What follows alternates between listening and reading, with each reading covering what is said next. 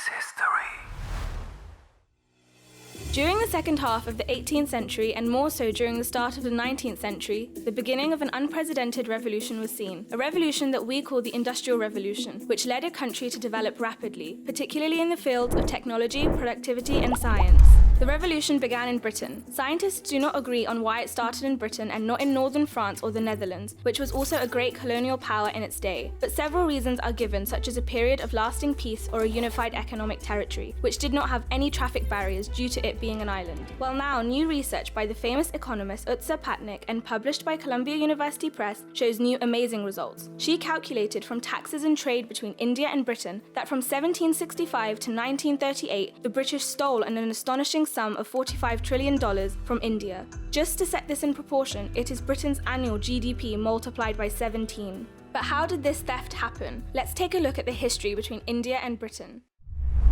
Before India came into the control of the British, they bought goods from Indian producers like textiles and rice and paid for it in the usual way, usually with silver as they did in every other country. This changed when the British East India Company took control of the subcontinent and established its own trading system, which worked like this.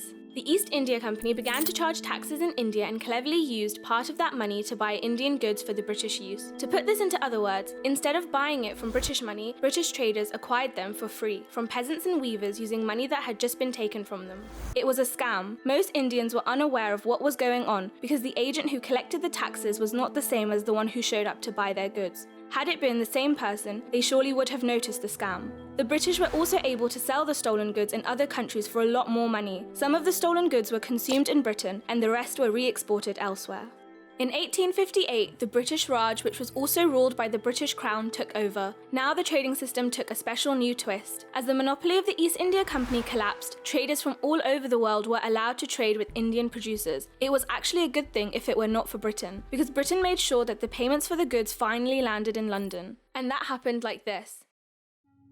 Whoever wanted to buy goods from India had to buy so-called council bills, a kind of paper currency. The traders could buy the bill only in London in exchange of gold or silver. So traders would pay London in gold to get the bills, and then use the bill to pay Indian producers. When Indians cashed the bill at the local colonial office, they were paid in rupees, the Indian currency, out of the tax revenues, money that had just been collected from them. So once again, they were defrauded. That meant, firstly, because the bills could only be bought in London, all the profits in the form of gold and silver landed in Britain. And secondly, as a result, India was never able to add an economic value. Yes, it is true, India was able to achieve a large trade surplus for 3 decades in the early parts of the 20th century, which is actually a positive sign for a country that can show it can compete by selling more goods in a particular area than it buys. But in the national account, in which all factors are taken into account, as well as the income of the individual citizens, there was a deficit in the end. There has been almost no increase in income per person throughout the 200 years history of British rule in India. Just the opposite happened. In the last half of the 19th century, during the high points of British intervention, incomes went down by half in India. The average life expectancy of the Indians dropped from 1870 to 1920 by a fifth. 10 million died senselessly because of the famine caused by politics. India was also unable to buy important goods for its people because of the deficit, which forced the country to take loans from Britain to pay for imports, which then resulted in the deficit getting bigger and put the Indian population unnecessarily in debt to its colonial overlord. Patnaik says that the debts are not included in the sum of $45 trillion. The actual sum is even higher.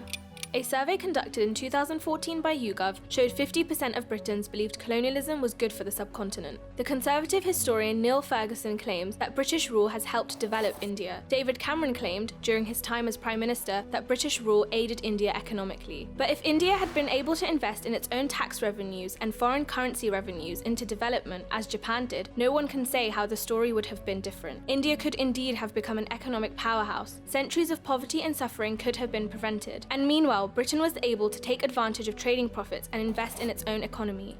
Whether the first industrial revolution in Britain is based on the shoulders of the subcontinent or not cannot be made clear today because of the distortion of several reasons, but the discussion about where the impulse of the first industrial revolution in England came from must now be added to the factor of colonization, according to the research of Utsa Patnaik.